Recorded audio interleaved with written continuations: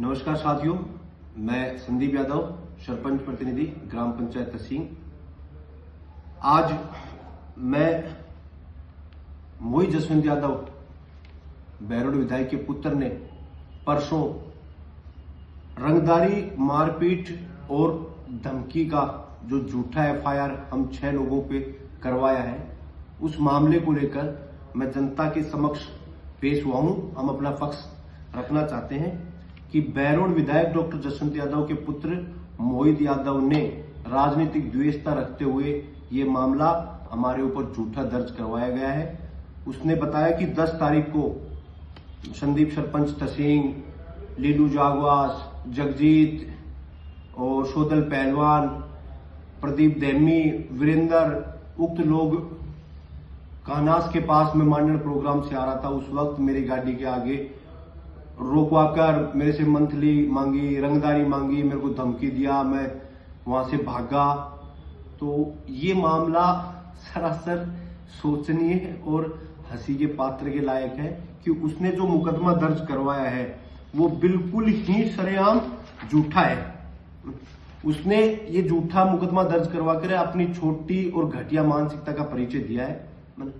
अगर आप तो विधायक के पुत्र हैं, आप तो स्वयं विधायक हैं, बैरोड विधानसभा क्षेत्र में आप कामों के उद्घाटन कर रहे हैं और आपके ऊपर ऐसी घटना हो जाए कि आपके ऊपर रंगदारी, मारपीट और आपकी गाड़ी के आगे कोई गाड़ी लगा दे, तो आप 10 तारीख की घटना हो रही है और आपने किसी पुलिस प्रशासन को, अधिकारी को, किसी 100 नंबर पे किसी को फोन नहीं किया। आपको फोन करना चाहिए था। आपने जहां उक्त घटना की जो लोकेशन बताई है वहां से मांडन का थाना मात्र 3 किलोमीटर दूर है और माजरी चौकी वहां से 2 किलोमीटर दूर है, और वहां से आप कह रहे हैं कि मैं अलवर गया था, तो अलवर आप भैरोड होके गए होंगे तो भैरोड थाना था, नीमराणा थाना था। आप किसी अधिकारी को, और आपके पास तो फिलहाल आप भैरोड के लोगों की समस्याएं सुनने के लिए विधायक बन के घूम रहे हो, तो आपके पास तो एसपी साहब के नंबर होंगे, डिप्टी साहब के नंबर होंगे, 2-3 थानों के इंचार्ज के नंबर होंगे, तो आपने किसी को तो सूचना देते। चलो आप उनको नहीं भी सूचना देंगे तो कम से कम आप 100 नंबर को तो सूचना देंगे कि सर मेरे साथ ये घटना हो गई। फिर आप 10 तारीख की घटना बताकर आपने राजनीतिक षड्यंत्र के तहत, राजनीतिक दबाव के तहत मांडन थाने में 24 तारीख को घटना दर्ज करवाई है कि साहब मेरे साथ घटना हो गई थी और मेरे पिताजी को कैंसर था और मेरे को उनको इलाज करवाना उचित समझा कि पहले मैं उनका इलाज करवा दूं। किसको पागल बना रहे हो? क्यों बैरोड की जनता को झूठ बोल रहे हो? क्यों लोगों को गुमराह कर रहे हो? आपका सोशल मीडिया चेक कर लीजिए, बैरोड की जनता सब देख रही है कि आप उसके बाद 11 मार्च को भी, 12 मार्च को भी और लगभग 13 मार्च को तो आप मांडन के पास ही थे। मांडन में आपने बीजेपी की किसी कार्यशाला के उसमें प्रोग्राम में भाग लिया था। तो आप सरेआम पुलिस को गुमराह कर रहे हो, बैरोड की जनता को गुमराह कर रहे हो और हम लोगों को जबरदस्ती टारगेट करके झूठा रंगदारी का मामला दर्ज करवाकर हमारी इमेज खराब करना चाहते हो। आप चाहते हो कि भाई बलजीत यादव के कार्यकर्ताओं को डरा दूं, धमका दूं, झूठे मुकदमे में फंसा दूं, क्योंकि बलजीत यादव को सरकार ने झूठे मुकदमे में फंसाकर ईडी के मामले में बंद करवा रखा है और आपने अपने पिताजी का आप बता ही दिया है। तो बैरोड की जनता को भी पता है और सरकार को भी पता है और बौखलाई हुई है और आप भी बौखलाए हुए हो और इसलिए आपने मुकदमा दर्ज करवा दिया। मैं तो बैरोड की जनता से पूछना चाह रहा हूं और बताना चाह रहा हूं कि भाई 10 मार्च की घटना थी तो 15 दिन बाद 24 मार्च को मुकदमा दर्ज क्यों करवाया? उसी दिन आप किसी को सूचना देते। घटना के उच्च अधिकारियों को आपने अवगत क्यों नहीं करवाया कि बैरोड के विधायक पुत्र के साथ, जो वर्तमान में खुद ही विधायक बनकर घूम रहा है, उसके साथ इतनी बड़ी घटना हो गई और पुलिस को सूचना ही नहीं है कि साहब इतनी आप बैरोड विधानसभा क्षेत्र में रंगदारी, मारपीट का इतना बड़ा मामला हो गया, किसी को सूचना ही नहीं है 15 दिन तक। किसको मूर्ख बना रहे हो? किसको गुमराह कर रहे हो? पुलिस को गुमराह कर रहे हो? क्यों? बैरोड की जनता भी पूछना चाहती है, हम भी पूछना चाहते हैं कि 10 मार्च की घटना के बाद फिर भी आप कंटिन्यू विधानसभा क्षेत्र में आ रहे हो, कोई उद्घाटन कर रहे हो, अपने लोगों से मिल रहे हो, है ना?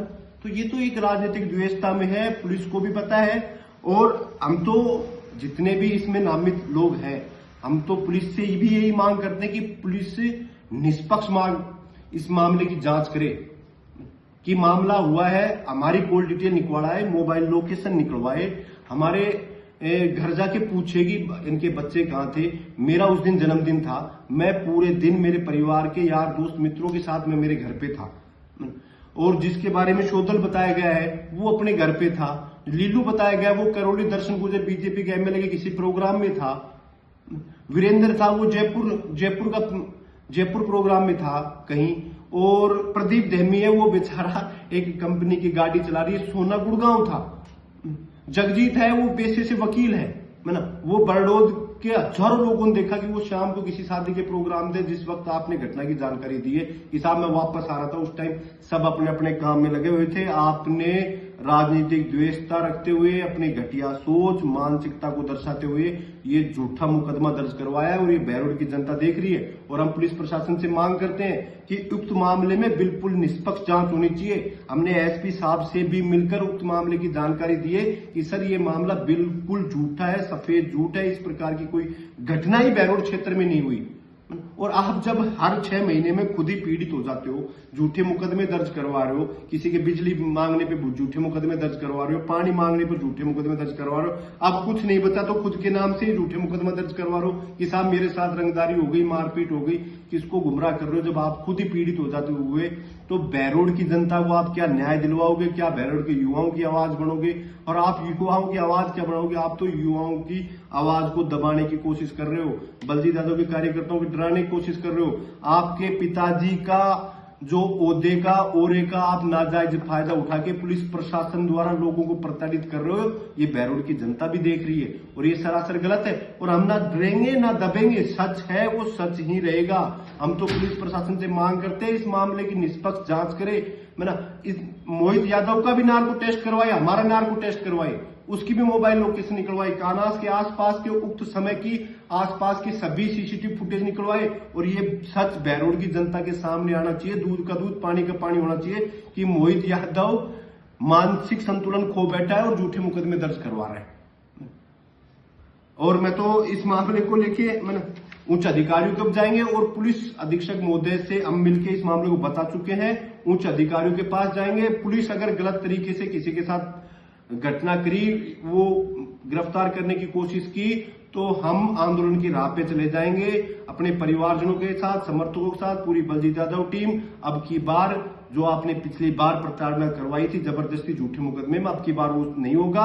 अब की बार हम आंदोलन की राह पे आ जाएंगे, घेराव करेंगे हम उच्च अधिकारियों का, पुलिस अधीक्षक कार्यालय का, थाने का, जिसका भी करना पड़े हम करेंगे। लेकिन इस मामले में झूठ का अब बिल्कुल भी नहीं चले देंगे, सत्य को बाहर निकलवा के रहेंगे। और मेरी तो बहरोड की जनता से भी मांग है कि आप भी आसपास के जो भी लोग हैं वहां किसी से पूछें, उक्त मामले की जांच करवाएं और इस विषय के बारे में अधिकारियों को अवगत करवाएं कि साहब इस प्रकार की कोई घटना हुई थी या नहीं हुई थी। और ये बहरोड की जनता को सब पता है। आपने इसमें हवाला दिया कि मेरे पिताजी को कैंसर की बीमारी थी, तो ये तो सरकार को भी पता है। और सरकार ने इसी मंशा को देखते हुए, हम तो चाहते हैं कि डॉक्टर जसवंत यादव की उम्र बहुत लंबी हो, लेकिन सरकार को पता है और वो सरकार ने इसी वजह से बलजीत यादव को ईडी के मामले में झूठा गिरफ्तार करवा रखा है। और अब आप उनके कार्यकर्ताओं को झूठे मुकदमे में दर्ज करवा के वैसे चुनाव नहीं जीते जाते, ऐसे ना चुनाव लड़े जाते हैं। काम करना पड़ेगा, लोगों को बिजली, पानी, चिकित्सा, रोड सुविधाएं करके दिखाना पड़ेगा। जब जाके वो होगा जब लोगों के दिल चढ़ेंगे। ऐसे झूठा प्रशासन से दबाव में काम करवाकर, लोगों को डराकर आप बहरोड का नेता नहीं बन सकते हो। यह आपकी सोच बहुत ही निंदनीय है और मैं इस पूरे मामले की निंदा करता हूं और इस मामले में उच्च अधिकारियों से निवेदन करता हूं कि मामले की निष्पक्ष जांच कर हमको न्याय दिलवाएं और बहरोड की जनता को सच्चाई बताएं। Thank you.